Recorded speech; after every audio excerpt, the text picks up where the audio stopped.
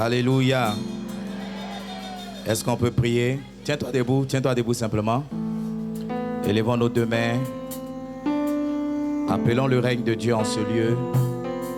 Demandons à Dieu de régner ici ce soir, mais de régner aussi dans le Léboutou. Voici 4 années que Dieu a mandaté son serviteur avec cette grande vision. Et nous avons commencé de voir Dieu faire de belles choses dans cette ville de Léboutou. Je veux qu'ensemble on puisse élever la voix encore cette nuit, qu'on puisse demander à Dieu d'établir son règne. Ici à Dabour, dans tous les villages de Dabour, dans ce programme, qu'après ces 3 jours, on puisse voir des changements notables, des changements remarquables dans notre région. Élève la voix avec moi s'il te plaît. Prie avec moi. Je vais t'entendre prier. Landedu si brandala gabaku su. Mandala gaberu samamaru sunde. Est-ce que quelqu'un prie avec moi? Malaka palu kamasa brandade se. Hey, selelu sumakapa. Bandedu suru su brandale gamaku sabaha. Seigneur, nous sommes rassemblés ici pour toi seul. Nous sommes rassemblés ici pour toi seul. Nous sommes rassemblés, Papa, avec des cœurs assoiffés. Des cœurs assoiffés de ta parole. Des cœurs assoiffés de toi. Des cœurs assoiffés de grandes choses. Nous voulons voir de belles choses arriver dans cette cité où tu nous as plantés. Nous voulons voir les ténèbres reculer. Nous voulons voir des guérisons prendre place. Nous voulons voir des ministères croître. Nous voulons voir ton œuvre répandue à travers le Léboutou tout entier. Ce soir, Papa, tous comme un homme, nous voulons élever la voix afin d'appeler ton règne. Viens régner ici, grand Dieu, grand roi. Viens t'établir ici, grand Dieu, grand roi. Viens te faire connaître dans chaque famille. Viens te révéler dans chaque maison. Viens te manifester à côté de chaque homme. Oh Dieu, ne nous laisse pas partir après ces 3 jours sans te voir rentrer dans le cœur, dans la vie de quelqu'un. Ma prière, Seigneur, c'est que ton règne soit établi. C'est que ton règne vienne. Ma prière, ton règne. Établis ton règne, Jésus. Élève la voix, je ne t'entends pas prier. Pray with me. Prie avec moi. Malalu subra, brabrari sabala bala, yandala gabe, yagala gabe, lele si bala bala. Oh, merci Seigneur. Merci infiniment ce soir. Au nom excellent de Jésus. Si tu as fait la même prière que moi, dis 2 fois Amen. Alléluia. Assieds-toi royalement dans la présence de Dieu. Et il y a 5 ans, j'ai fait la rencontre d'un homme que j'appelle affectueusement la locomotive. Je l'ai rencontré dans un programme qu'il organisait. Et ce jour-là, je lui avais envoyé un message disant que je viens apprendre comment vous faites les programmes. J'avais été tellement bien reçu qu'il m'a donné la possibilité de prier. Le lendemain, je suis revenu parce que je crois que c'était 5 jours. Il m'a donné la possibilité cette fois-ci de rendre ministère. Et je crois la semaine qui a suivi, il m'a encore invité que je vienne parler dans son église. Et depuis lors, nos destinées se sont connectées et j'ai vu de belles choses arriver à ma vie. J'ai vu des choses extraordinaires arriver à ma vie. Et ce soir, que je sois là, arrêté là, prêcher pour l'ouverture de ce grand programme de Life Night, c'est vraiment un privilège. Et je veux ensemble qu'on puisse se tenir debout et que vous puissiez, par vos acclamations, dire merci à Dieu pour la vie du révérend Salé, pour ce qu'il est pour moi, pour ce qu'il fait pour moi. Tu n'acclames pas bien, tu n'acclames pas bien, tu n'acclames pas bien. Tu n'acclames pas bien. Le temps ne me permettra pas de dire toutes les belles choses qu'il a faites pour moi, mais je veux que tu m'aides. Bishop, vraiment merci à ton épouse. Merci pour tout ce que vous faites pour ma petite personne. Que Dieu vous bénisse. Alléluia. Alors, nous avons beaucoup de serviteurs de Dieu au milieu de nous ce soir. On les a tous présentés. Je veux bénir Dieu pour votre présence ce soir. Éminent serviteur de Dieu, apôtre Basse. Merci d'être là, papa. Je bénis Dieu pour les vétérans du Poemen Academy, le prophète Abel Aké, l'apôtre Hypothée, l'évangéliste Calo. Acclame le Seigneur pendant qu'il... Je veux aussi dire merci au pasteur Sopi de Vase d'honneur. Bishop, vraiment merci d'être là ce soir. Je veux dire merci au pasteur Sinclair Kofi, je crois de Foursquare, je l'ai aperçu. Bishop, que Dieu te bénisse. Amen. Alors, je veux vous conduire dans une aventure. Dis avec moi aventure. J'ai un peu changé ma manière de parler. Je parle moins fort et lentement. Amen. Je ne suis pas vieux et je veux prêcher longtemps. Donc, je veux garder mes forces pour que l'année prochaine, je puisse prêcher encore. Amen. Donc, maintenant, je ne crie plus, je ne saute plus quand je prêche. Alléluia. Amen. Ce soir, je veux t'envoyer dans une aventure que j'ai intitulée « 7 choses dont le Seigneur vous sauve ». 7 choses dont le Seigneur vous sauve. Vous savez, très souvent, on parle du salut, on parle de sauvetage, ou bien on dit Jésus est notre Seigneur, notre Sauveur. Mais en réalité, il y a une seule chose dans notre esprit dont on a conscience qui nous a sauvés. Et les autres choses, c'est un peu comme s'il faut aller ailleurs pour chercher la solution. C'est un peu comme si il n'était pas venu à nous sauver de ces autres choses-là.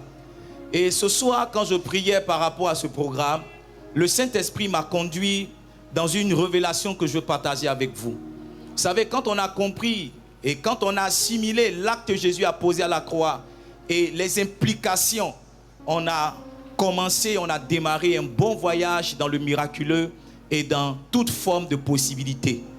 Je suis persuadé que les difficultés que nous expérimentons alors que nous marchons avec le Seigneur, à l'exception des épreuves ou de certains déserts qui peuvent nous imposer, beaucoup de ces difficultés-là viennent du fait qu'on ignore l'action que Jésus a posée à la croix.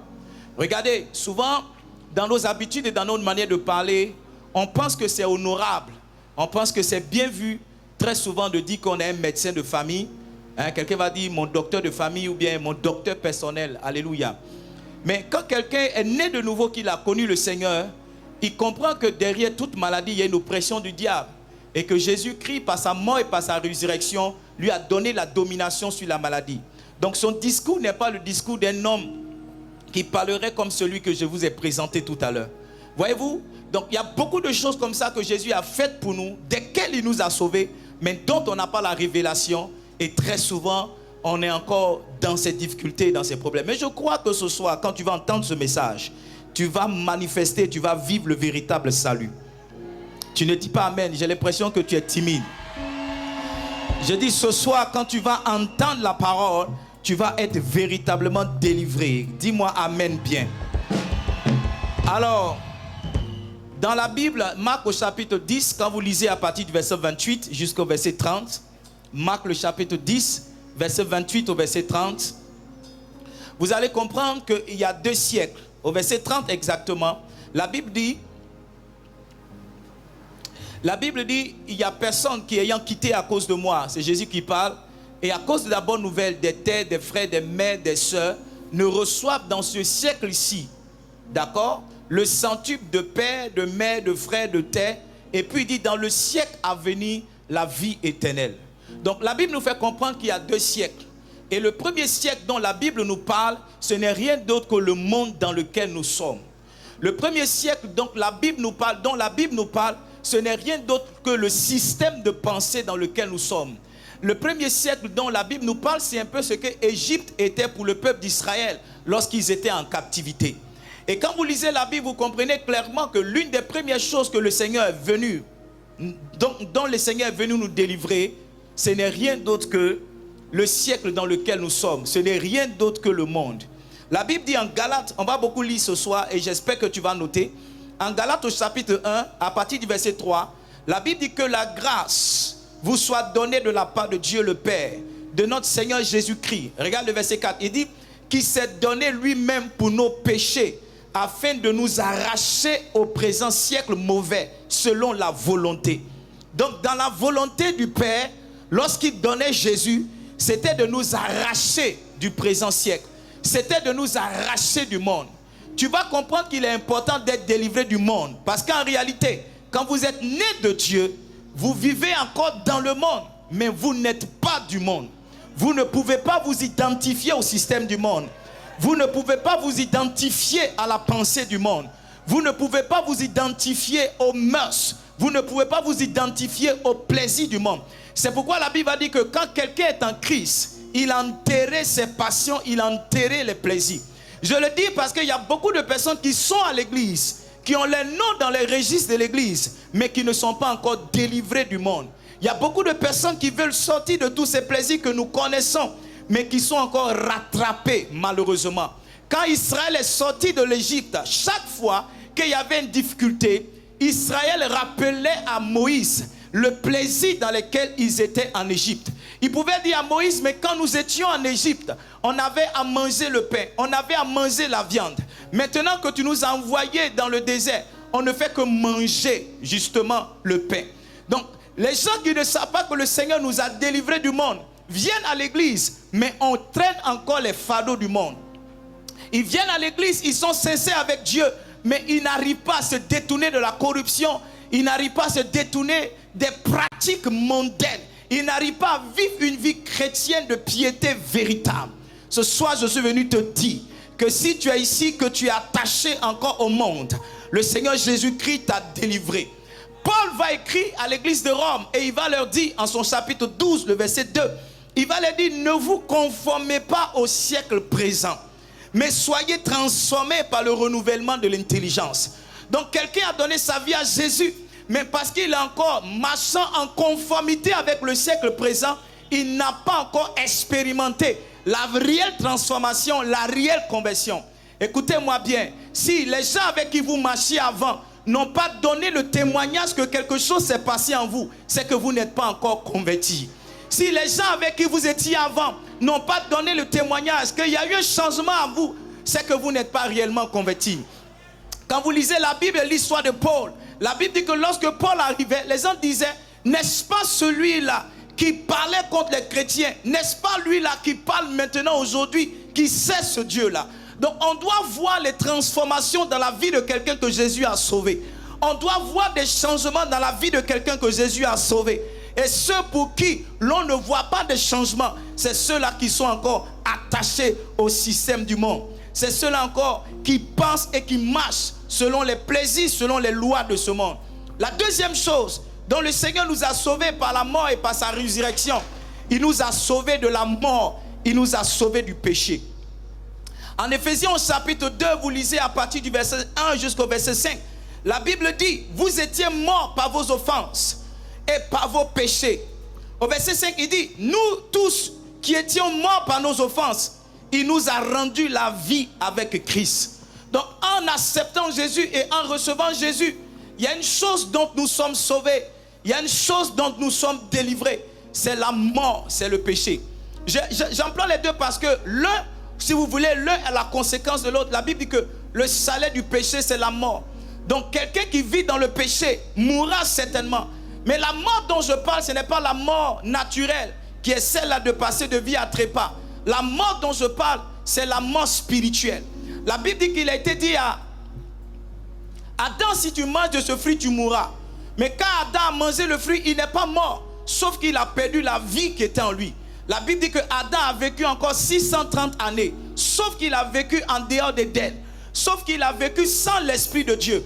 Il avait une vie, mais il était comme mort. Et quand Jésus vient, le sang d'Adam dont nous avons hérité, la nature d'Adam dont nous avons hérité. Quand Jésus vient, il vient pour nous sauver de cette nature. Il vient pour lui délivrer de cette nature. Vous savez, on n'apprend pas à un enfant à être orgueilleux. On n'apprend pas à un enfant à être méchant. J'ai des enfants et je les vois grandir et c'est un peu comme si chaque fois qu'ils grandissent, c'est comme s'ils sont allés dans une salle de classe et puis on leur a enseigné des mauvaises choses. On leur a enseigné comment dire non. On leur a enseigné comment parler mal. On leur a enseigné... Écoutez-moi, l'homme naît avec cette nature-là. L'homme naît avec le mal en lui. L'homme naît avec l'orgueil en lui. Et quand Jésus vient, il vient pour nous délivrer de cette nature. Quand Jésus vient, il vient pour nous laver de cette nature. Cette nature qui faisait que nous nous livrions au péché. Écoutez-moi bien, on n'a jamais enseigné quelqu'un ici à coucher avec une femme. Mais tout homme qui rentre dans une chambre avec une femme sait comment on doit faire ces choses-là. La question que je lui pose, c'est à quel moment de sa croissance on a mis cela dans son esprit. Tu vois, il est né avec la capacité de faire du mal. Il est né avec le pouvoir de faire du mal. Et quand Jésus vient, il vient pour nous délivrer de cette capacité-là. Il vient pour nous délivrer de cette nature. Je ne sais pas qui m'entend ici ce soir, qui n'arrive pas à faire du bien. Mais pendant que tu m'entends parler, le Seigneur va te délivrer de cette nature de péché. Écoutez-moi bien, rien n'est aussi difficile pour un homme d'avoir conscience que ce qu'il fait est mal et de n'avoir pas le pouvoir d'en sortir. Il y a des gens que je connais qui fument la drogue. Et lorsqu'ils fument la drogue, ils pleurent. Ils ne pleurent pas parce que ça leur fait mal de fumer. Ils ne pleurent pas parce que l'aiguille leur fait mal. Ils pleurent parce qu'ils savent qu'ils sont en train de se détruire. Mais en réalité, ils n'ont pas le pouvoir d'arrêter. J'ai fumé dans ma vie pendant longtemps. Et chaque année, pratiquement, je prenais la décision d'arrêter de fumer. Mais c'est comme si j'étais rattrapé par une force qui me maintenait esclave de la cigarette. Jusqu'à ce que Jésus rentre dans ma vie. Et que ce que je n'ai pas réussi à abandonner depuis des années, par une force surnaturelle, je l'abandonne. Voyez-vous, j'avais conscience que ce n'était pas bien, mais je n'avais pas le pouvoir d'arrêter. J'avais conscience que c'était mal, mais je n'avais pas le pouvoir d'arrêter. Quand Jésus rentre dans la vie d'un homme, quand Jésus entre dans la vie d'un homme, que cet homme-là l'accepte, le pouvoir qu'il a mené à faire du mal, le pouvoir qu'il a mené à faire des choses qui n'étaient pas bien, Jésus le délivre de ce pouvoir. Jésus le délivre de cette nature. Jésus le délivre de cette manière de faire. La troisième chose dont je parle avec vous ce soir, qui est aussi l'objet d'une délivrance opérée par le Seigneur Jésus, l'objet du salut qu'il nous a accordé, c'est les souffrances. C'est quoi? Les souffrances. En Ésaïe au chapitre 53, le verset 4, la Bible va dire, cependant, ce sont nos souffrances qu'il a portées. C'est de nos douleurs qu'il s'est chargé. Et nous l'avons considéré comme puni, frappé et humilié de Dieu. Jésus n'est pas seulement venu nous donner la vie, il a pris nos douleurs. Il n'est pas seulement venu tracer un chemin pour nous, pour le ciel, mais il a aussi porté nos souffrances. Ça veut dire qu'à partir du moment où quelqu'un a reçu le Seigneur dans sa vie, la souffrance doit s'arrêter. Les douleurs doivent s'arrêter. Et je suis en train de parler de maladie. Regardez le parcours de Jésus. Il n'a pas simplement annoncé le royaume. Il a guéri des lépreux. Il a guéri des aveugles. Il a fait marcher des paralytiques. À travers ces guérisons qu'il était en train d'opérer, il nous disait justement qu'il venait aussi pour nous délivrer de nos souffrances. Jésus ne veut pas qu'on ait le salut avec le dos courbé. Il ne veut pas qu'on ait simplement le salut avec une bosse. Il ne veut pas qu'on ait le salut avec le diabète. Il veut nous donner donc la vie éternelle, mais avec une vie pleine sur terre guérie, avec une vie pleine sur terre restaurée. Donc quand quelqu'un reçoit Jésus, il a aussi reçu la fin de sa souffrance. Il a aussi reçu la fin de sa douleur. Je ne sais pas qui souffre ici ce soir, mais je suis venu t'annoncer que ta souffrance prend fin. Je ne sais pas qui a des douleurs ici ce soir, mais je suis venu t'annoncer que ta douleur va s'arrêter. Ta douleur va s'arrêter. Écoutez-moi bien. Beaucoup de personnes pensent qu'à l'église, c'est bon pour recevoir les choses spirituelles. Et les choses qui concernent la santé, les choses qui concernent le matériel, il y a d'autres endroits où il faut partir. Ce n'est pas mauvais. Mais je suis en train de te dire ce soir qu'il y a certaines souffrances que Jésus a portées pour toi. La Bible ne dit-elle pas que c'est par ces maîtrisses que nous avons été guéris. Donc Jésus ne s'est pas arrêté seulement à tracer un chemin pour toi, pour le ciel. Mais il s'est aussi préoccupé de ton corps. Il s'est aussi préoccupé de ton sang. Il s'est aussi préoccupé de tes os. C'est pourquoi si tu es ici malade, tu seras guéri ce soir. C'est pourquoi si tu es venu malade, la maladie va partir ce soir. Parce que dans le package du salut, il y a ta guérison. Parce que dans le paquet du salut, il y a ta restauration. Parce que dans le paquet du salut, il y a ta vie qui doit aller bien. Écoutez-moi bien. La Bible dit que la voie du juste est comme le chemin, est comme la lumière resplendissante du jour, dont l'éclat va croissant. Ça veut dire que quand on a accepté de marcher avec Jésus, on doit aller de niveau en niveau. On doit aller de gloire en gloire. On doit aller de dimension en dimension. On doit aller d'élévation en élévation. C'est les hommes qui disent que justement, l'homme voit droit, mais les voies de Dieu sont courbées. Non, les voies de Dieu montent au fur et à mesure. C'est pourquoi quand quelqu'un marche avec Jésus, sa meilleure année ne doit pas être une année précédente. Sa meilleure année est une année qui vient. L'apôtre Paul dit, nous qui contemplons comme dans un miroir la face de Dieu, nous sommes transformés à la même image de gloire en gloire. Donc Jésus n'est pas venu simplement traverser un chemin pour toi, pour le ciel, mais il est venu aussi te donner, d'abréger tes souffrances, de mettre fin à tes souffrances, de mettre fin à tes douleurs. Pendant que je suis en train de parler, le Saint-Esprit me rappelle l'histoire de cette femme. La Bible dit qu'elle avait beaucoup d'argent. Et pendant 12 ans, elle avait souffert de perte de sang. La parole de Dieu dit qu'elle est passée dans les mains de plus d'un médecin. Non seulement elle n'a pas trouvé la guérison, mais son cas s'est empiré jusqu'à ce qu'elle devienne pauvre parce qu'elle n'avait plus l'argent. J'aime dire à mes enfants, et je le dis ici ce soir, la prière que vous faites lorsque vous avez un peu d'argent dans votre Orange Money, la prière que vous faites lorsque vous avez un peu d'argent dans votre compte en banque, c'est différent de la prière que vous faites lorsque vous n'avez rien dans votre téléphone, lorsque vous n'avez rien dans la banque. Vous savez que ce jour-là, lorsque vous priez, c'est votre prière qui va déterminer la suite. C'est pourquoi lorsque les gens ont essayé de faire taire Bartimée, la Bible dit qu'il a crié encore plus fort. Parce qu'il savait qu'il n'aurait pas une autre occasion de rencontrer Jésus. Il savait qu'il n'avait pas une autre occasion d'avoir ce monsieur-là à côté de lui. C'est pourquoi il a crié comme il pouvait crier pour voir le Seigneur intervenir dans sa vie. Donc dans l'histoire de cette dame, elle ne s'est pas préoccupée seulement de dire Seigneur, donne-moi l'entrée au ciel. Mais elle a touché son vêtement parce que son problème et sa souffrance ce jour-là, c'était la perte de sang dans laquelle elle était depuis 12 ans. Imaginez la douleur, imaginez la honte, imaginez la confusion dans laquelle cette dame-là était. Je crois et je veux vous enseigner cela. En Israël étaient considérés impurs 3 catégories de personnes. Les lépreux étaient considérés impurs. C'est pourquoi dans toutes les histoires de la Bible, vous allez voir, les lépreux n'étaient pas dans la ville. La deuxième catégorie de personnes considérées impures, c'était des gens qui avaient manipulé des cadavres. Et la troisième catégorie de personnes considérées impures, c'était des femmes qui perdaient le sang.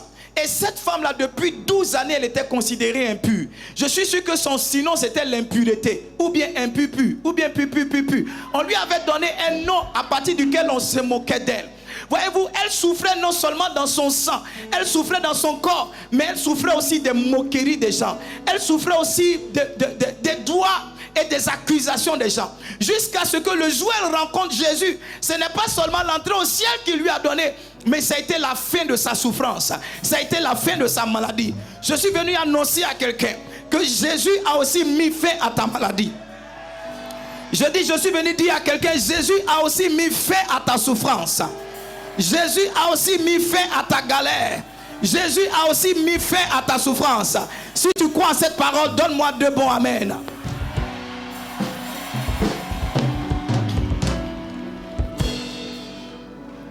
Jésus est venu mettre fin en 4e position à nos mauvaises œuvres. Dis mauvaises œuvres.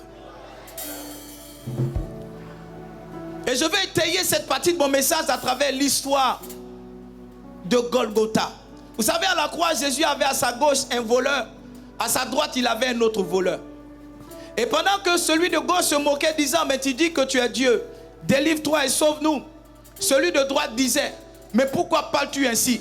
Ce qui nous arrive est normal. Vous savez, à partir du moment où il dit ce qui nous arrive est normal, ça veut dire qu'il conçoit clairement dans son esprit que toute sa vie, il a fait de mauvaises choses pour finir là où il était en train de finir. Écoutez-moi, je l'ai dit tout à l'heure, je vais le dire. La nature de l'homme est mauvaise. Et Jésus n'est pas seulement venu pour nous ouvrir un chemin pour le ciel.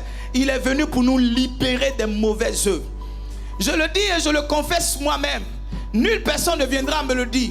Mais depuis que Jésus est dans ma vie et que je suis un serviteur de Dieu, il y a beaucoup de transformations qu'il a opérées dans les œuvres que je faisais. Avant, les mauvaises œuvres que je faisais, je les ai arrêtées.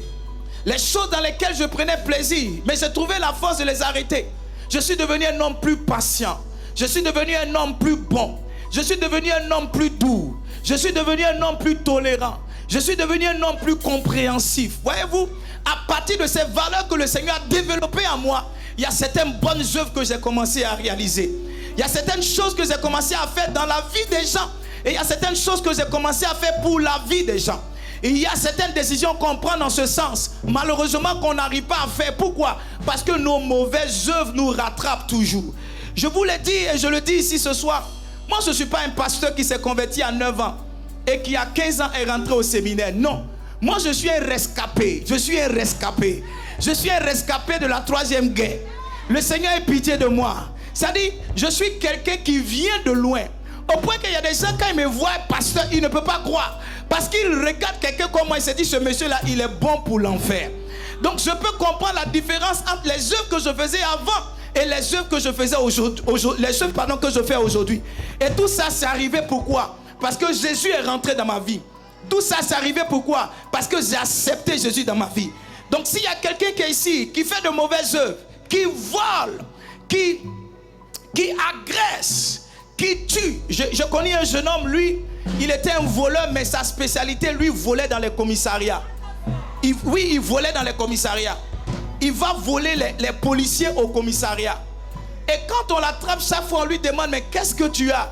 Il dit, lui, en tout cas, c'est comme ça qu'il prend son plaisir, c'est comme ça qu'il voit la chose. Voyez-vous, un homme normal ne peut pas penser comme il pense. Un homme normal ne peut pas réfléchir comme ça. J'ai vu un monsieur qui m'a dit une fois, pendant qu'il était au violent, il me disait, je ne comprends pas pourquoi on m'a attrapé. J'ai dit comment? Il dit, depuis que je suis petit, je suis un voleur. Il dit, j'ai volé pour construire ma maison. J'ai volé pour créer ma plantation. Maintenant, je suis allé voler un camion pour ramasser les produits de ma plantation. C'est en ce moment-là qu'on m'a attrapé. Il dit, j'ai fait carrière dans la vol. Je suis dans le vol, pardon. Je suis un voleur depuis plus de 35 ans. Je ne comprends pas pourquoi on m'a attrapé. Voyez-vous, il y a des gens qui naturellement produisent des œuvres, mais qui sont des œuvres mauvaises. Et ces personnes-là ne savent pas mettre fin à ces œuvres. Ces personnes-là ne savent pas arrêter ces œuvres. Il y a des gens qui sont ici, qui sont des masturbateurs ou bien des masturbeurs de haut vol. Des jazzman de haut vol. Des choucouleurs et des gens qui aiment la choucoulance. Des gens qui connaissent toutes les qualités de savon, ce qui glisse et ce qui ne glisse pas. Mais en réalité, ce sont des mauvaises œuvres qu'ils produisent. Mais ils ne trouvent pas la force d'arrêter ces choses. J'ai une bonne nouvelle pour quelqu'un ici ce soir. Jésus-Christ est venu te délivrer de la masturbation. Jésus-Christ t'a aussi délivré du vol. Tu dis pas amen bien. J'ai dit Jésus-Christ t'a aussi délivré du vol. Jésus-Christ t'a délivré de mauvaises œuvres. C'est pourquoi si tu es ici ce soir, que tu fais de mauvaises œuvres, je veux prier pour toi. Je veux prier pour toi. Vous savez, souvent on nous appelle par les œuvres qu'on fait. Le petit surnom qu'on nous donne, ça décrit exactement les mauvaises choses qu'on pratique. Ce soir, le Seigneur veut changer ton nom. Parce que le nom là n'est pas bon. Quelqu'un comme Jacob, son nom voulait dire usurpateur. Et naturellement, il était un escroc. Chaque fois qu'il est en affaire avec quelqu'un, il cherche à tirer profit. Au point qu'il était capable de vendre sa nourriture à son frère pour prendre son droit d'aînesse.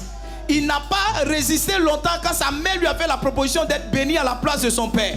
Quand il est parti chez Jéthro, il a trouvé une idée surnaturelle pour déposséder Laban de tous ses brebis. Voyez-vous, ce gars-là, si Dieu n'avait pas changé son nom, si Dieu ne lui avait pas donné le nom d'Israël, il aurait continué à vivre, mais tout en produisant des mauvaises œuvres. Il y a quelqu'un ici ce soir, ton nom doit changer. Et quand Jésus rentre dans la vie de quelqu'un, il change aussi notre nom. Il transforme notre nom. On dit Batimée, fils de Timée. On trace donc, on dit que dans sa famille, il y a telle chose. Mais à partir du moment où Jésus rentre dans sa vie, son nom change, son nom change, son nom change. On dit l'aveugle-né, c'est comme ça qu'on l'appelait l'aveugle-né. Mais on ne peut plus continuer de l'appeler l'aveugle-né à partir du moment où il commence à voir. On ne peut plus dire que la femme qui souffrait de perte de sang, à partir du moment où les pertes de sang se sont arrêtées. Donc quand Jésus rentre dans la vie d'un homme, il change sa situation, il change son nom, il change son environnement et il change les œuvres que la personne produit. Si c'est de toi dont je parle, j'ai une bonne nouvelle pour toi. Tes œuvres vont changer à partir de ce soir. J'ai dit tes œuvres vont changer à partir de ce soir. Tes œuvres vont changer à partir de ce soir. La cinquième chose dont le Seigneur Jésus nous a sauvés, ce sont les peines de jugement. Vous savez, si la vie de quelqu'un doit s'arrêter ce soir, directement il ira en jugement.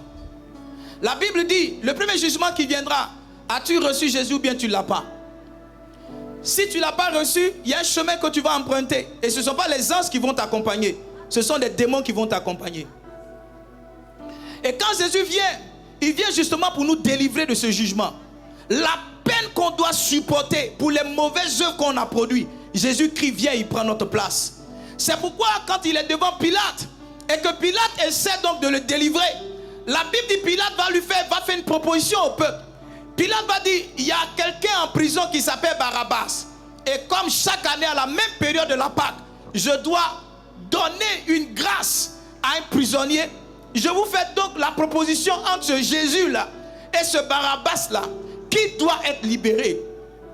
La Bible dit que tous comme un homme ont crié Barabbas, Barabbas, Barabbas. Vous savez pourquoi Jésus est passé devant Pilate? Parce que en permettant à Barabbas, un meurtrier fait, un voleur et un criminel de sortir et de rentrer à la place de Barabbas, Jésus est en train de nous dire que le jugement qui doit tomber sur lui, le jugement qui doit tomber sur nous, pour nos mauvaises œuvres, lui il est venu à notre place pour prendre ce jugement-là.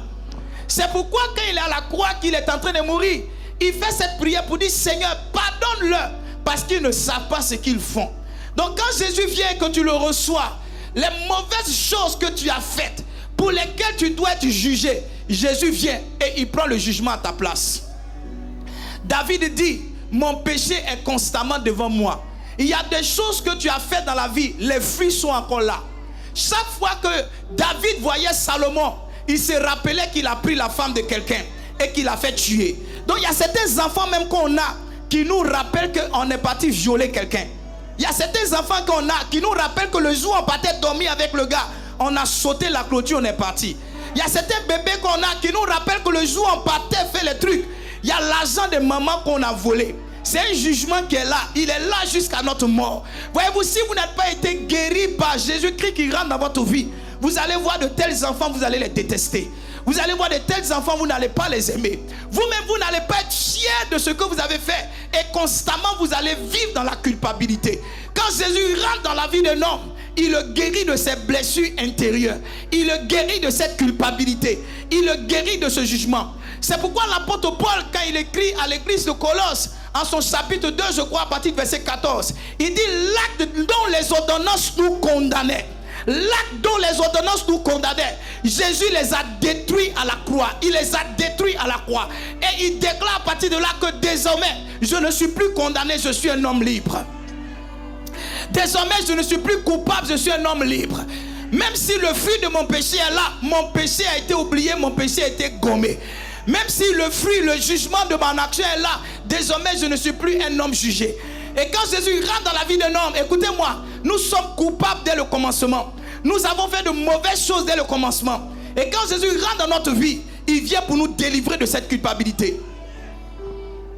J'ai observé avec certains de mes enfants que souvent quand on a pris quelqu'un sur le coup, c'est maintenant il commence à faire plus de mal qu'avant.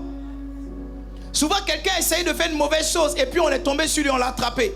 C'est étrange. Au lieu de revenir sur la voie, la honte et la culpabilité font que maintenant il commence à devenir encore dangereux. Il y a des gens qui sont tombés dans le péché du sexe et les gens ont découvert à l'église. C'est fini, ils sont sortis de l'église. Et à partir de ce moment, ils sont devenus autre chose. Ils sont devenus autre chose. Pourquoi?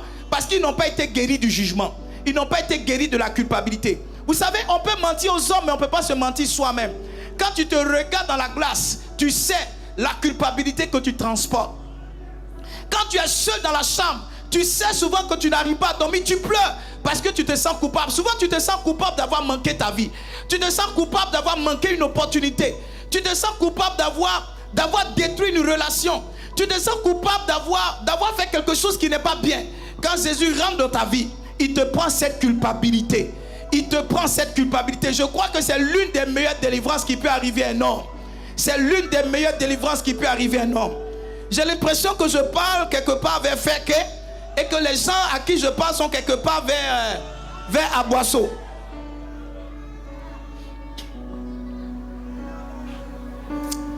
Timothée, le chapitre 1, le verset 15 dit: c'est une parole certaine et entièrement digne d'être reçue. C'est l'apôtre Paul qui parle à Timothée. Il dit que Christ est venu dans le monde pour sauver les pécheurs, dont je suis le premier. Nous sommes tous pécheurs. Et en tant que pécheurs, nous devons passer au jugement. Mais quand Jésus vient justement, il vient prendre le jugement que nous devons connaître. Il vient, vous savez, la mort de Jésus est une mort de substitution. C'est une mort de remplacement. Ça veut dire que le châtiment, la Bible dit, le châtiment qui fait quoi? Le châtiment qui devait tomber sur nous, c'est lui qui l'a pris à notre place. Donc Jésus, quand il rentre dans ta vie, il te délivre de toute forme de jugement. C'est pourquoi n'accepte pas que les gens t'appellent parce que tu étais avant, quand tu as rencontré Jésus dans ta vie. Peut-être qu'avant, tu étais une prostituée. Mais à partir du moment où Jésus rentre dans ta vie, tu n'es plus la prostituée, mais tu deviens Marie de Magdala. Il y a un autre nom que tu as. Tu n'es plus celle que tout le monde connaissait, mais tu es celle qui est préservée et qui a la gloire de Dieu sur elle. Tu vois, si tu n'es pas guéri de ce genre de jugement, il y a des vies dans lesquelles tu ne peux pas rester. Là où tu as été humilié, tu as fait des bêtises, tu as l'impression que tu dois quitter là pour aller ailleurs. Parce que tu as peur du jugement des gens. Écoutez-moi bien. Le plus important, ce n'est pas comment les gens vous regardent, c'est comment Dieu vous regarde. Si Dieu vous regarde avec votre mauvais passé et vous appelle mon fils chéri, c'est le plus important. Les hommes vous appellent toujours par le nom de vos erreurs. Les gens vous appellent toujours par ce que vous avez manqué de faire dans la vie. Mais le Seigneur vous appelle par le nom de votre avenir. Il vous appelle par la force qu'il a déposée en vous.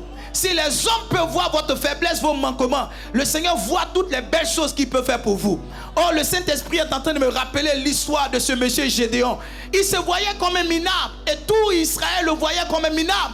Parce que pour lui confesser qu'il était le plus petit de la plus petite famille d'Israël, ça veut dire que c'était ce qui était dit, c'était ce qui était raconté. Mais Dieu a pris le plus petit de la plus petite famille et il en a fait un juste, il en a fait un héros. Je suis venu donner une parole d'espérance à quelqu'un ce soir. Si seulement Jésus peut rentrer dans ta vie, je ne sais pas à quel niveau tu es, mais je te dis, dans 2 ans, dans 3 ans, tu seras méconnaissable. On ne pourra pas te reconnaître. Non seulement tu auras un nouveau nom, mais tu seras guéri de ses culpabilités. Et Dieu commencera à faire de belles choses avec toi. Si c'est de toi dont je parle, donne-moi 2 bons amen.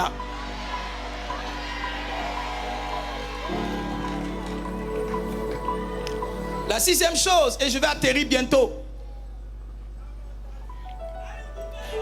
Dont le Seigneur nous a délivrés, il nous a délivrés de l'ignorance. Je me rappelle quand j'étais encore jeune et que certains de mes amis attrapaient de grosses bibles et qui prêchaient dans la rue. Moi je passais avec mon gros pantalon, avec mes cheveux tressés et mes grosses chaussures et mes gros maillots. Je disais, et à moi ces fanatiques là, nous tous on va à l'église, on les appelait les moudjahidines chrétiens. On était dans l'ignorance à l'époque. On pensait que c'était nous qui étions dans la lumière. On pensait que c'était nous qui étions hier, alors qu'on était les véritables nyata. On traitait les autres de ne rien connaître et d'être bizarres. Alors que nous, avec notre beauté et nos parfums, avec nos dreadlocks et tous les beaux styles qu'on avait, on était bons pour l'enfer. Quand Jésus rentre dans la vie d'un homme, il vient lui donner le véritable sens de sa vie. Je suis persuadé que ceux qui sont ici, qui ont rencontré Jésus, le jour où ils ont rencontré Jésus, ils ont réalisé qu'il y a beaucoup de mauvaises choses qu'ils ne savaient pas. Il y a beaucoup de choses qu'ils faisaient, mais ils ignoraient que ce n'était pas une bonne chose. Vous savez, je crois que l'ignorance est l'une des meilleures délivrances que le Seigneur nous a données. Parce que la Bible elle-même va dire dans le livre d'Osée que si le peuple périt, c'est faute de connaissance. Donc ça veut dire que ne pas connaître la vérité, ne pas connaître Jésus, être dans l'ignorance, c'est aller directement au péril. C'est perdre sa vie. Et quand Jésus rentre dans la vie d'un homme, c'est aussi pour cela qu'il est représenté comme la lumière. Quand il rentre dans la vie d'un homme, il lui apporte la lumière. Vous savez, quelqu'un qui est dans l'ignorance, c'est comme quelqu'un qui est dans les ténèbres. Quelqu'un qui est dans l'ignorance, c'est comme quelqu'un qui ne voit pas à 1 mètre devant lui. Mais quand Jésus rentre dans la vie d'un homme, il vient le sortir de l'ignorance. La Bible ne dit-elle pas, en Jean chapitre 8, le verset 32, il dit, vous connaîtrez la vérité et la vérité vous affranchira. Ceux qui n'ont pas la connaissance ne sont jamais affranchis. Ceux qui n'ont pas la connaissance ne sont jamais libres. Et le monde dans lequel nous sommes, la connaissance est devenue une monnaie qui a beaucoup de valeur.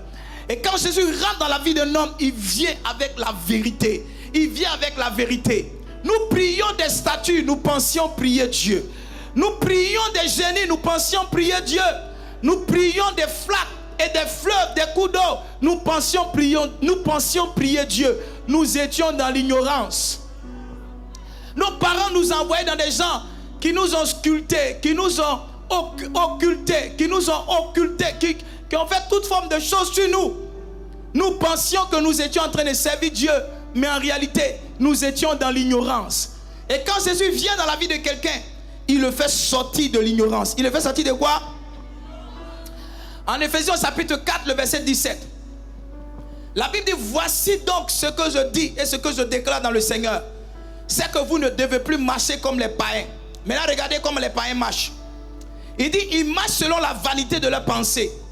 Il dit, ils ont l'intelligence obscurcie. Ils sont étrangers à la vie de Dieu. À cause de quoi? À cause de l'ignorance qui est en eux. Donc quand vous êtes un païen, quand vous ne connaissez pas Jésus, vous pouvez prétendre avoir un master ou bien un PhD en quoi que ce soit. Mais vous êtes simplement ignorant. Vous êtes simplement ignorant. Vous savez, moi je ne tiens pas de discussion avec des gens qui ne connaissent pas Jésus. Parce que les gens veulent me parler de Jésus avec leurs raisons. Les gens veulent me parler de Jésus avec leur connaissance de la science, leur connaissance de la terre. Il y a beaucoup de choses sur la terre pour lesquelles la science n'a pas de réponse. Il y a beaucoup de choses sur la terre pour lesquelles la science nous a leurré et nous a blagué. On dit que le monde a été créé à partir d'un Big Bang. Ça veut dire un jour il y a eu un bruit et les hommes sont devenus les hommes. La science ne dit-elle pas que nous les hommes, nous sommes la version améliorée des Homo sapiens sapiens? Ça veut dire qu'avant on était courbé comme ça et après on s'est courbé, on est devenu droit. La question que je me pose, mais pourquoi on ne se penche pas depuis notre évolution? Parce que quelque chose qui était comme ça, qui est devenu comme ça, doit. La Bible nous donne la réponse. Et les gens qui n'ont pas Jésus sont dans l'ignorance.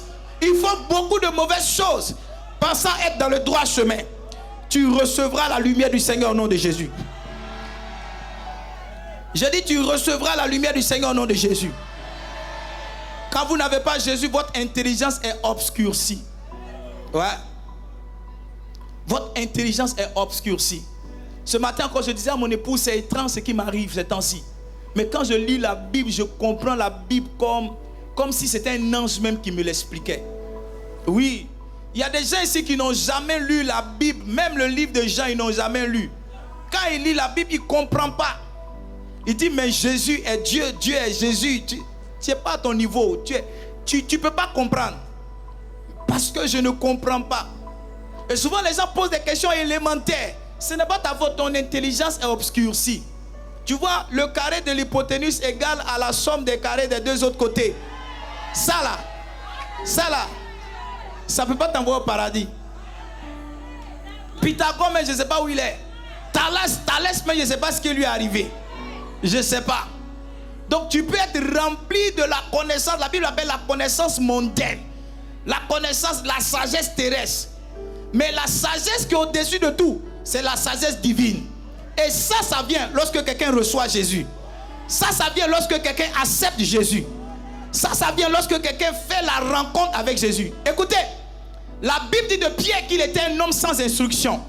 En français facile, ça veut dire qu'il n'était jamais allé à l'école.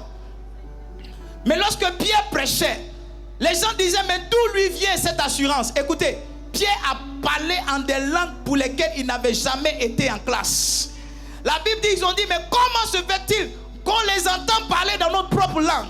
Ça veut dire qu'il y a une connaissance surnaturelle qui vient avec la rencontre de Jésus. J'ai l'impression que ceux qui sont ici, ils sont un peu choqués, ceux qui sont ici sont mourants. Bon, c'est pas ma faute. Ma manière de parler maintenant fait que les gens ne crient pas beaucoup.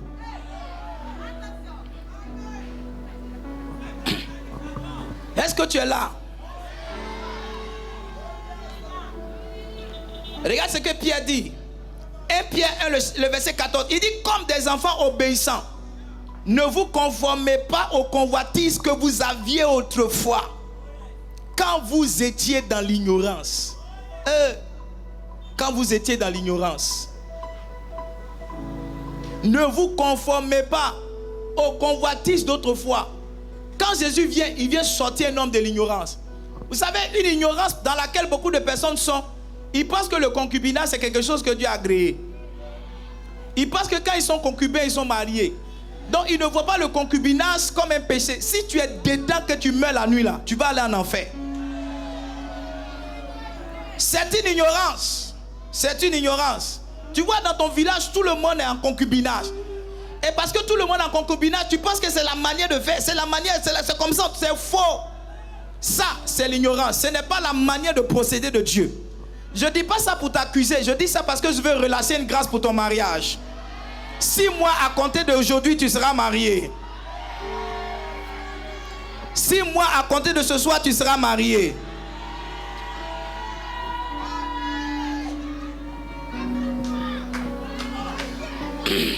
La dernière chose enfin dont je veux parler ce soir, qui est une délivrance dont que le Seigneur a opéré dans notre vie, je pense que c'est la plus populaire. Jésus nous a délivrés de l'enfer. Je dis à mes pasteurs, je dis à mes fils spirituels, si vous marchez avec moi, vous irez partout dans le monde. Il y a un pays certainement dans lequel vous allez atterrir quelque part. Mais ça, ce n'est pas le plus important.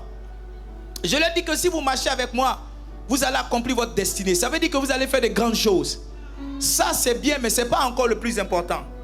Je leur dis que si vous marchez avec moi, vous n'allez pas manquer le paradis.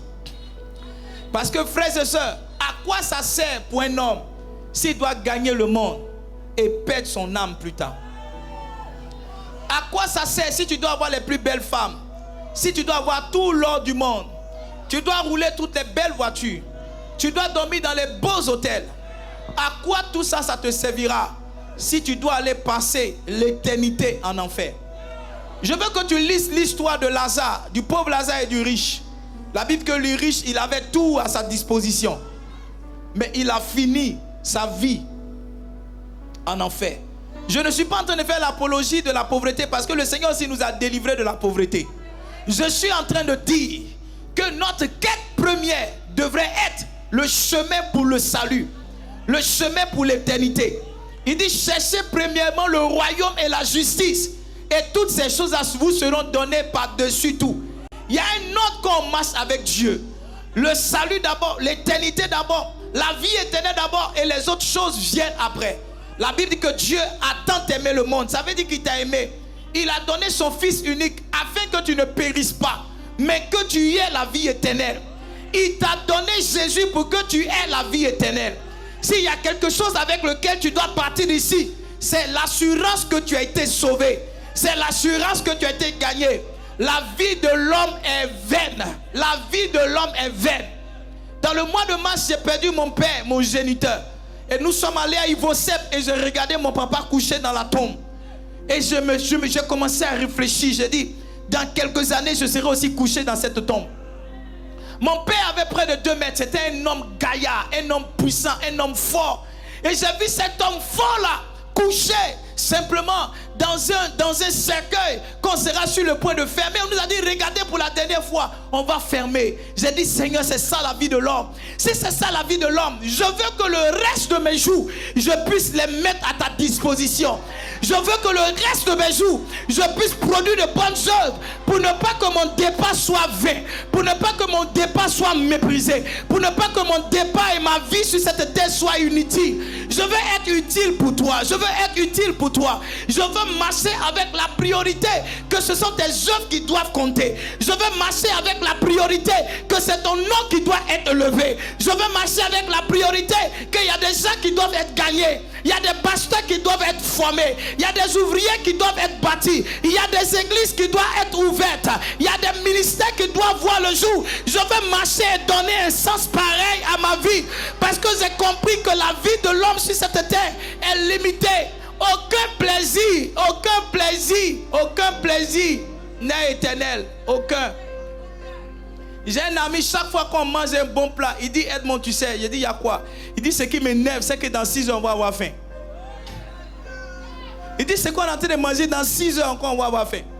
Il y a comme le plat est doux. Si on pouvait garder le goût et la quantité dans notre ventre, ça allait me plaire. Plaisir est éphémère. Plaisir est éphémère. Aller avec une femme, ça ne fait même pas 10 minutes de plaisir. Ouais. La Bible dit, Amnon, il a tout mis en place pour sortir avec sa soeur Tamar. Il a violé sa soeur Tamar. Son ami lui a dit, il faut faire venir ta soeur. Fais comme si tu es malade. Quand ton papa va venir te voir, tu vas lui dire, je veux que ma soeur vienne, elle va préparer pour moi. Quand sa soeur est venue, il a violé sa soeur. À l'instant, la Bible dit qu'il a commencé à haïr. Tu vois, cette dame-là qui désirait, cette dame-là qui avait les rondeurs pour lesquelles il ne respirait pas. À partir du moment où il a vu sa nudité, qu'il est parti avec elle, le plaisir s'est arrêté. Il a commencé à la prendre en haine. Écoute-moi bien, 5 minutes, 10 minutes de plaisir vont te faire perdre la vie à jamais. Tamar, par son acte, a fait rentrer l'insecte dans sa maison. Plus tard, son frère Absalom s'est rebellé, l'a tué. Lui-même, il est mort. Son frère aussi est mort plus tard. Regarde, 5 minutes de plaisir, ça fait rentrer une malédiction dans une famille royale. Je vais interpeller quelqu'un ici ce soir pour lui dire, ce qui doit compter pour toi, c'est ta vie éternelle. Ne laisse pas un menteur te prendre ta vie éternelle. Ne laisse pas une sorcière te prendre ta vie éternelle. Ne laisse pas quelqu'un te dire non, on va aller ensemble, je vais te marier, va voir ta nudité. Ne le laisse pas te prendre ta vie. Ne laisse pas l'argent te prendre ta vie. Un jour, une jeune soeur était dans un programme. Et son pasteur lui a dit, je vois une jeune fille ici. Tu sors avec un brouteur, ce n'est pas bon. Je vois un accident, viens qu'on se prie pour toi. L'homme de Dieu a parlé 3 fois, elle n'a pas répondu. La même nuit, elle est sortie avec ses copines et son brouteur. Malheureusement, le jour ne s'est pas levé. Qu'ils sont allés percuter un gros camion, elle est morte à l'instant. Elle voulait être en boîte, mais la boîte de nuit étant, elle l'a conduit à la mort. Elle voulait être avec un brouteur, mais le broutage étant, elle l'a conduit à la mort. La question que je me pose ce soir, où elle est? Écoutez-moi bien, le riche était dans l'enfer et il est en train de regretter. Il dit Abraham, pardon, permets à Lazare de me donner un peu d'eau. Je ne veux pas que tu regrettes au soir de ta vie. Je ne veux pas que tu regrettes au soir de ta vie. Je veux que ce soir, tu prennes la décision d'avoir ta vie éternelle. D'avoir ton nom inscrit dans le livre de vie. De compter parmi les saints, parmi les rachetés de Dieu. Je veux que ce soir tu ne regardes pas ta dénomination, tu ne regardes pas ton ancienneté, mais que tu partes d'ici avec l'assurance que tu es sauvé, avec l'assurance que si tu pars demain, tu seras avec les anges de Dieu, avec le Seigneur. Je ne sais pas qui entend ma voix ici ce soir, mais peut-être que tu n'entendras pas un autre message pareil.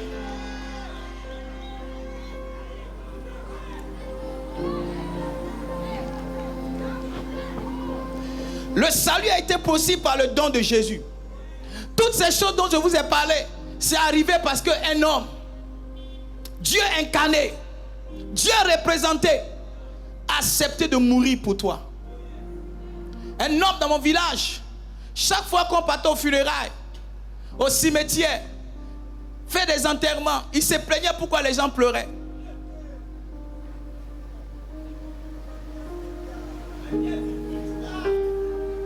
Pourquoi les gens pleurent? Et à son tour, il ne pouvait pas être consolé. Quelqu'un d'autre au cimetière a dit, oh, c'est ma femme, je l'aime. Laissez-moi, je vais partir avec elle.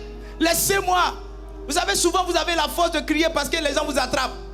Arrivé un moment, il a glissé dans la main des gens. Il s'est retrouvé dans la tombe. Sans soutien, il s'est relevé, il a sauté, il est sorti de la tombe. On dit, mais toi, à l'instant, tu voulais partir ta femme. C'est toi qui as été abandonné. C'était un menteur. C'était un menteur. Aucun homme ne meurt pour un homme. Aucun homme ne meurt pour un homme. Aucun homme ne meurt pour un homme. Aucun homme. Mais Jésus est venu mourir pour toi.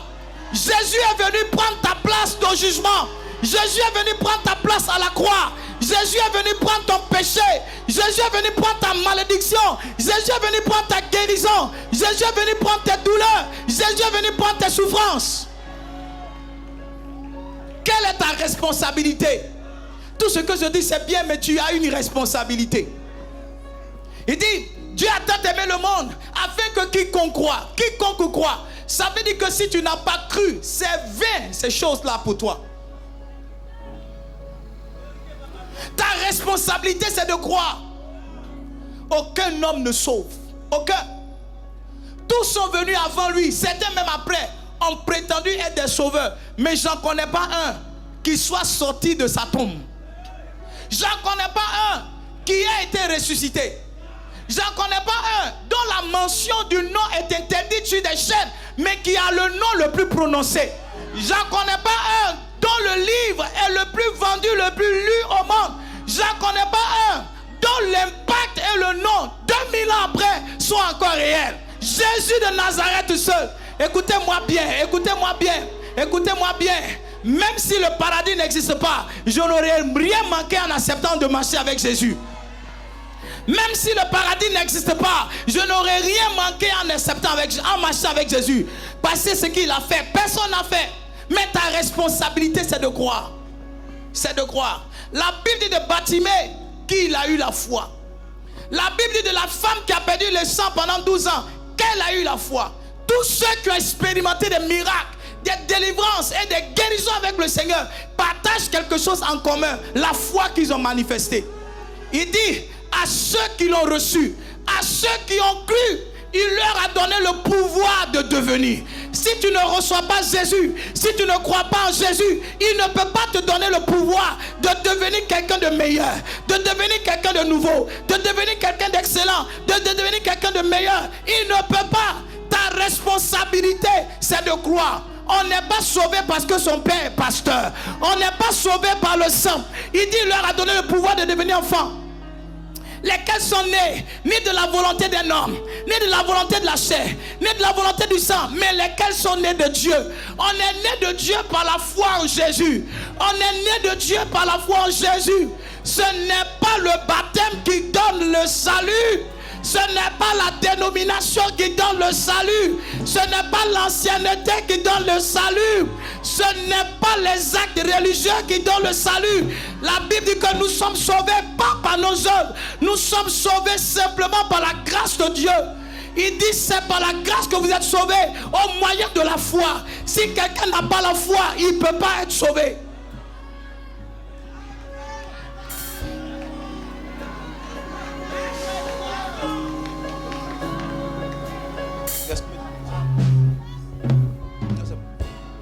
Ta responsabilité, c'est de croire.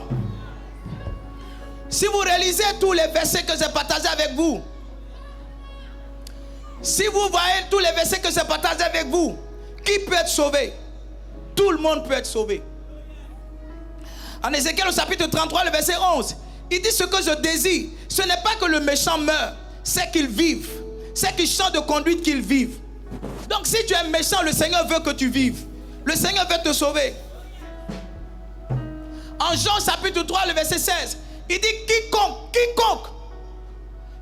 tu es dedans aussi. Le salut n'est pas que pour les Juifs. Le salut est pour tout le monde. Lorsque Pierre rentre chez Corneille, il dit, je vois que Dieu ne fait acception de personne. Ça veut dire que Dieu n'a pas trié certaines personnes qui doivent sauver et d'autres qui ne doivent pas être sauvées. La Bible dit qu'il est patient pour que tous les hommes ne périssent pas. Et Paul a dit à Timothée, je veux que tu pries. Tu pries parce que c'est une bonne chose pour notre Seigneur qui veut que tous les hommes soient sauvés. Si tu es ici, je ne sais pas ce que tu as fait avant. Je ne sais pas qu'est-ce que tu étais avant. Mais le Seigneur veut que tu sois sauvé. Toi aussi, tu dois être sauvé. Je dis, toi aussi, tu dois être sauvé. Toi aussi, tu dois être sauvé. Tiens-toi debout. Je veux prier pour toi.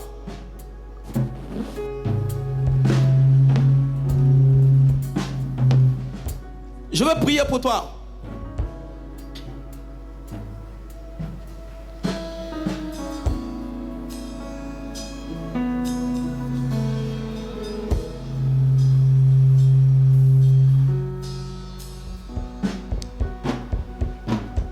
Si tu étais béni par ce message, là, on va commencer à dire merci à Dieu. Je veux prier pour toi.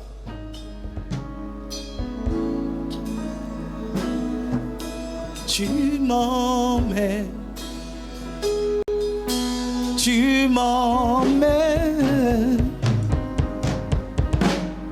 dans les profondeurs de ta sainteté. Tu m'emmènes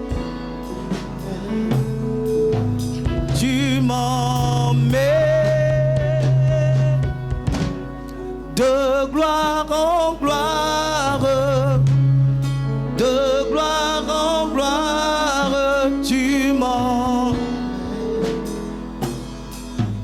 Tu m'emmènes dans les profondeurs, de ta sainteté.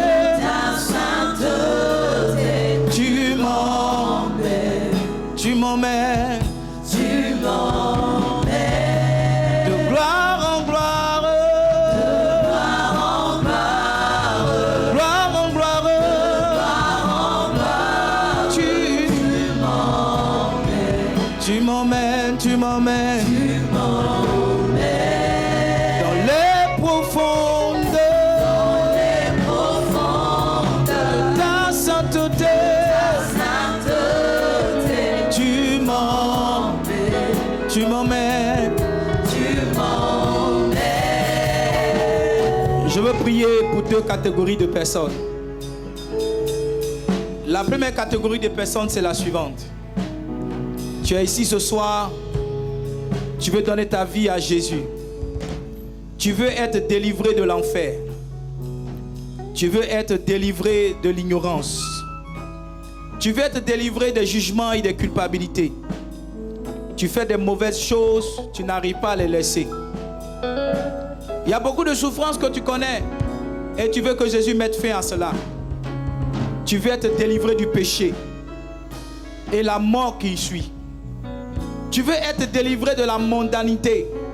Tu n'arrives pas à arrêter la corruption. Tu n'arrives pas à arrêter, à sortir du système du monde. Tu veux ce soir prendre un nouveau départ. Tu veux ce soir avoir ton nom inscrit dans le livre de vie. Tu veux que ce soir, ça soit le commencement de quelque chose. Je veux prier pour toi. Si c'est ton cas, lève simplement la main. Lève simplement la main. Tu veux que je prie pour toi? Tu veux donner ta vie à Jésus? Lève la main. Je veux prier avec toi. Lève la main simplement, je prie avec toi. Lève la main, lève la main. Regarde, c'est la décision la plus importante de ta vie ce soir. Et tu ne dois pas regarder qui est à côté de toi. Tu ne dois pas regarder qui est en train de te regarder. Mais tu dois comprendre que quelque chose est en train de te passer dans ta vie. Il y a 20 ans en arrière, j'ai fait le même choix que toi.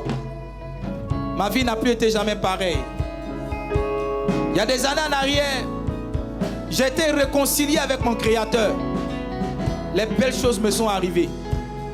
Si tu as levé la main, je veux que tu viennes devant. Fais un dernier effort, viens devant. Viens devant rapidement. Je compte à 10. Viens devant, viens devant. Est-ce qu'on peut acclamer le Seigneur pour eux? Viens devant, viens, viens, je vais prier avec toi.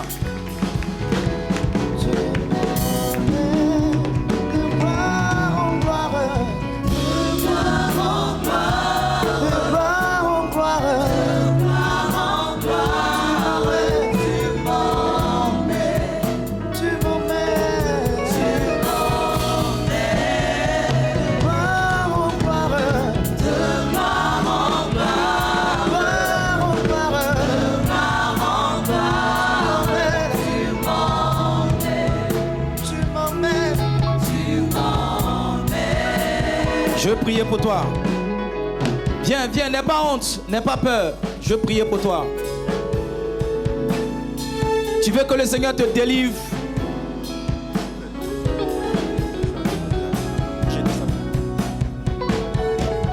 N'aie pas honte, n'aie pas peur. Je veux prier avec toi.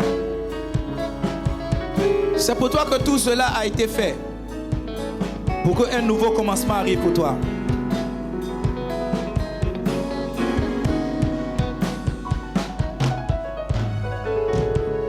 Si tu es là devant ici, peuple de Dieu, vous qui êtes derrière, on va tendre la main vers eux. Tout à l'heure, on va prier pour eux. La Bible dit, c'est en confessant de la bouche qu'on parvient à la justice. C'est en croyant du cœur qu'on parvient à la justice. Et en confessant qu'on parvient au salut. Tu as besoin d'ouvrir la bouche pour que toi-même, tu puisses parler à Dieu avec tes propres mots. Alors pour aujourd'hui, je veux t'aider. Tu vas répéter après moi. Dis, Seigneur Jésus, j'ai entendu ta parole ce soir et j'ai été touché. J'ai compris ce soir que je suis un pécheur, que je ne suis pas sauvé, que si je tombe et que je meurs, j'irai directement en enfer. Mais dans ton amour pour moi, tu es venu sur la terre, tu es mort et ressuscité pour que j'aie la vie et que je n'aille pas en enfer. C'est pourquoi ce soir, je veux te recevoir. C'est pourquoi ce soir, je veux t'appeler. Viens être mon Seigneur et mon Sauveur. Sauve-moi des mauvaises œuvres. Sauve-moi du monde. Sauve-moi de l'enfer. Sauve-moi de la souffrance. Sauve-moi de la culpabilité. Je suis un pécheur et je ne peux me sauver moi-même. Je t'invite dans mon cœur. Je t'invite dans ma vie. À partir de ce soir, je décide de marcher avec toi. Permets-moi d'être ton enfant. Et toi, mon Seigneur. Amen. Je vais prier pour toi. Ferme les yeux, lève les deux mains. On joue quelque chose de plus loin. Joue quelque chose de plus loin. Je prie pour toi. Je prie pour toi. Si tu es là, je prie pour toi.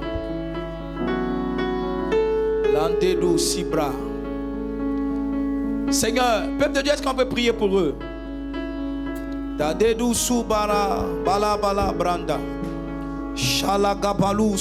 Seigneur, je veux te présenter tes enfants ce soir. Ce n'est pas une personne, ce n'est pas deux personnes. Regarde le nombre qu'ils sont.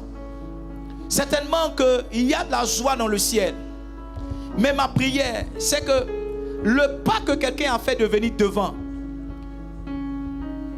soit le premier pas d'une avancée. Que jamais ces personnes-là ne reculent. Qu'ils avancent et qu'ils accomplissent pleinement leur destinée en toi au nom de Jésus. Je prie que tout lien qui les maintenait dans le monde, dans la souffrance et dans les vices, les laisse ce soir au nom de Jésus. J'invoque ton sang sur eux et je déclare qu'à partir d'aujourd'hui, ils te confesseront, mais ils te serviront. Seigneur, merci parce que leurs noms sont inscrits dans le livre de vie.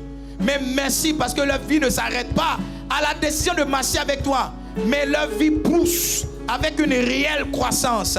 Avec une réelle croissance. Ceux parmi eux que tu as appelés à te servir, que ta puissance les garde préservés et que tu puisses pousser avec eux jusqu'à ce qu'ils puissent chacun rentrer pleinement dans son ministère.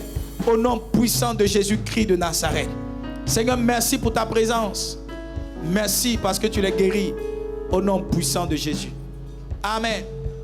Amen. Est-ce qu'on peut acclamer le Seigneur? Alors vous allez suivre. Vous allez suivre. Regardez derrière. Vous allez suivre. Vous allez passer sur ma droite comme ça. Passez à votre gauche. Oubliez votre place. Allez tous à votre gauche. On va vous recevoir. On a un cadeau pour vous. On a un cadeau pour vous. Allez rapidement. Allez rapidement. Allez rapidement. Peuple de Dieu, est-ce qu'on peut acclamer le Seigneur pendant qu'ils y vont?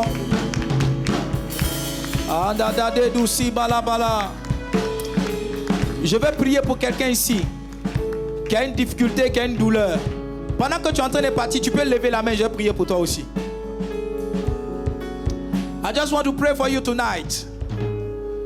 En Genèse au chapitre 20, la Bible dit Abraham est parti à Guérar et Abimelech a pris Sarah sa femme.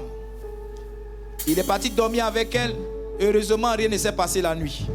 Mais pour Dieu, c'était déjà beaucoup. Et Dieu a frappé la maison d'Abimelech de stérilité. La Bible dit que les femmes d'Abimelech et ses servantes, elles toutes étaient frappées de stérilité. Et quand Dieu s'est révélé à Abimelech dans son songe, il lui a dit, va auprès d'Abraham, c'est un prophète, il priera pour toi et tu seras guéri. Et la Bible dit que quand Abraham a prié pour Abimelech, toutes les femmes qui étaient dans la maison d'Abimelech ont été guéries. J'ai compris qu'à travers la prière d'un prophète, beaucoup de choses peuvent se passer. Peut-être que je ne vois pas ton visage, peut-être que je ne te touche pas, mais je veux simplement que tu lèves la main. Je veux faire une prière pour toi. Je veux faire une prière pour toi. Tu dis pas amen. Je veux faire une prière pour toi. Tu ne ressens pas quelqu'un qui veut ma prière. I just want to pray for you tonight. Je veux faire une prière pour toi. Lève les mains, je veux prier pour toi. Shalabala lusu. Bagabelu sibaha. Malelu subrande de dedousi. Seigneur, je prie pour tes enfants. Quelqu'un est venu ici avec une souffrance. Quelqu'un est venu ici avec une douleur. Mais la Bible dit, tu as porté nos douleurs. Tu as porté nos souffrances. C'est pourquoi je déclare que cette nuit est la fin de la souffrance de quelqu'un. Cette nuit est la fin de la douleur de quelqu'un. Quelqu'un est venu ici avec des maux dans son corps, des douleurs dans son être tout entier. Père, au nom de Jésus, je mets fin à ces maux. Je mets fin à ces douleurs. Quelqu'un est venu ici avec l'angoisse. Quelqu'un est venu ici avec des challenges. Au nom puissant de Jésus, Seigneur, je mets fin à cette angoisse. Je mets fin à ces challenges. Saint-Esprit, merci. Parce que tu te répands sur la vie de tes enfants ce soir. Et tous ceux qui sont venus ici, ne sachant pas le chemin qu'ils doivent emprunter, l'orientation que tu as donnée à leur vie, pendant que je suis en train de parler, parle-leur à ton tour. Parle-leur à ton tour. Visite-les puissamment. Équipe-les puissamment. Au nom merveilleux de Jésus. Je prie que toute œuvre de la sorcellerie dans la vie de quelqu'un ici ce soir s'arrête. Si les sorciers te poursuivaient et que si ta vie était un cycle d'échecs et de retard, ce soir au nom puissant de Jésus, je déclare que ces échecs, je déclare que ces poursuites, je déclare que ces retards s'arrêtent au nom puissant de Jésus. Alors que tu es présent ici ce soir, une nouvelle saison commence pour toi. Une nouvelle saison commence pour toi. Une saison de restauration, une saison de guérison, une saison d'impact au nom puissant de Jésus. Si ta destinée est rattachée à un pays, je te relâche de la Côte d'Ivoire. Si ta destinée est rattachée à un autre pays, je te relâche de la Côte d'Ivoire. Je te relâche de la Côte d'Ivoire.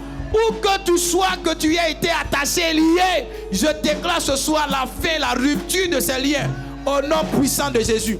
Mets la main sur le cœur, je vais prier pour toi. Mets la main sur le cœur, je vais prier pour toi.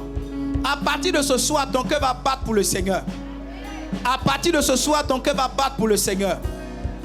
Je veux prier ici pour des gens, spécialement. Le Saint-Esprit est en train de me donner une parole. Il y a quelqu'un ici. Il y a 5 années en arrière, 2 années en arrière, tu servais Dieu puissamment à l'église. Tu servais Dieu avec ton cœur, puissamment. Et c'est un peu comme si tu étais déçu. Quelque chose est arrivé, tu as été déçu. Tu as été déçu des hommes, mais c'est un peu comme si tu as été aussi déçu de Dieu. Parce que ce que tu attendais que Dieu te donne, tu ne l'as pas reçu. Ou tu voulais voir Dieu agir, il n'a pas agi. Et cette déception-là t'a tenu loin de lui. Ce soir, je ne sais pas comment tu es arrivé, mais le Seigneur veut te restaurer. Le Seigneur veut te restaurer. Le Seigneur veut te restaurer. Aide-le, aide-le, aide-le. Aide-le, frère.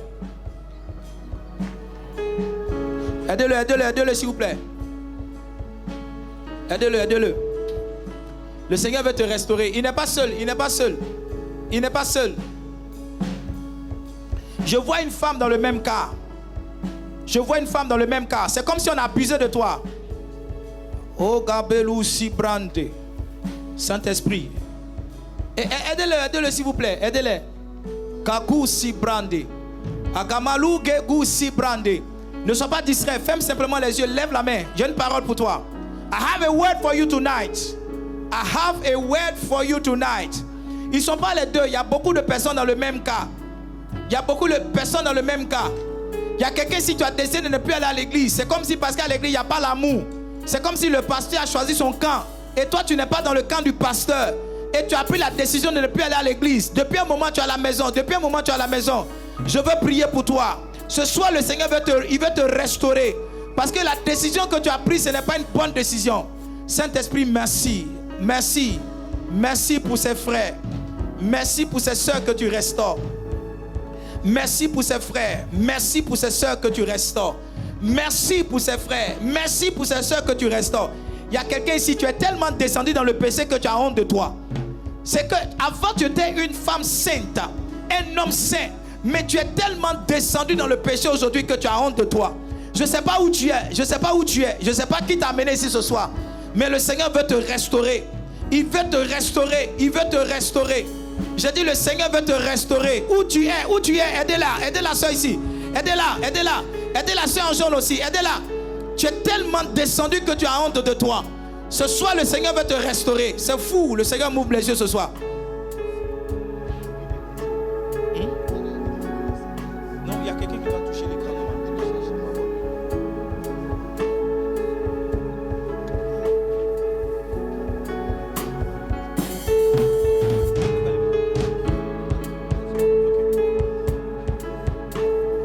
Je veux prier pour vous. I just want to pray for you tonight. Oh, I just want to pray for you. Enlevez son bébé, s'il vous plaît. Enlevez son bébé. Je prie pour elle. Seigneur, merci. Merci. Merci. J'ai une autre parole pour quelqu'un. Je veux prier, mais j'ai une autre parole pour quelqu'un. Il y a quelqu'un, tu es ici ce soir, tu sens comme des fourmillements dans ton corps. Ton corps te démange à l'intérieur et tu ne sais pas ce qui t'arrive. Ton corps te démange à l'intérieur. Ça te démange. Souvent tu es là comme ça, c'est comme s'il y a des bêtes qui marchent dans ton corps. C'est comme s'il y a des bêtes, tu te tapes, tu te tapes, tu te tapes, tu te tapes, tu te tapes souvent.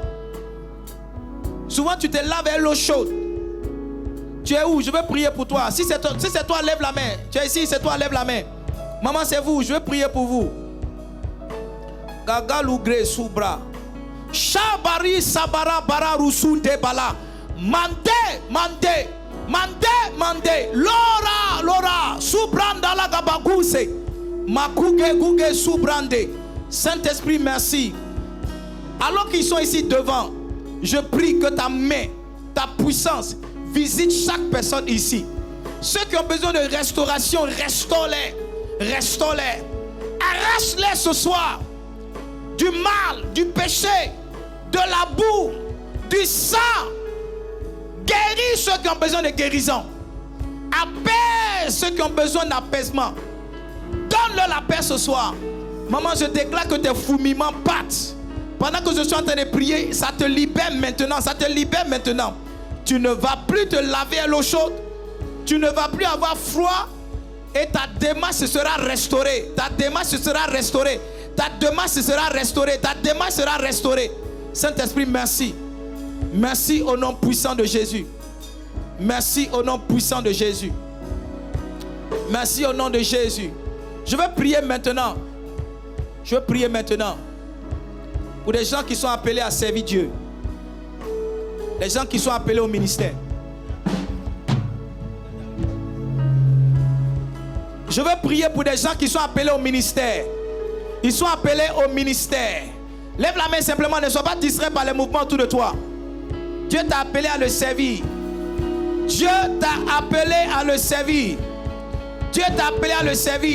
Tu es ici, tu t'es perdu quand tu étais un enfant. Tu t'es perdu quand tu étais un enfant. Le Seigneur me dit de te dire, il y a un appel sur ta vie. Et à cause de cet appel, c'est un peu comme si tu n'as jamais trouvé ton chemin. L'ennemi essaie de te distraire. Il essaie de te distraire au point que tu t'es perdu une fois. Pendant que je suis en train de parler, le Saint-Esprit vient sur toi. Tu vas servir Dieu et tu vas accomplir des bonnes œuvres pour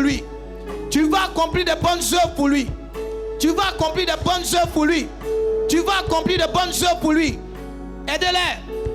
J'entends dans mon esprit quelqu'un comme Richard. J'entends un autre comme Pacom. J'entends des noms comme Richard et Pacom. Je ne sais pas où vous êtes, je ne sais pas qui vous êtes.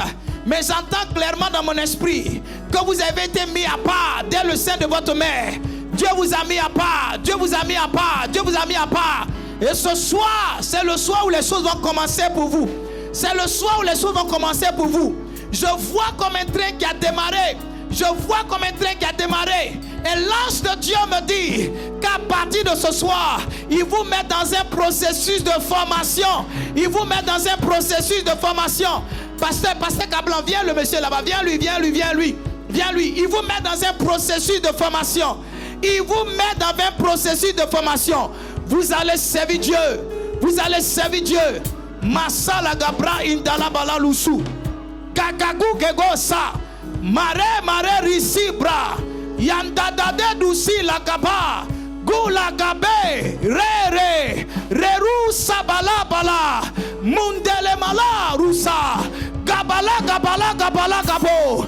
Bulandalade. Hey.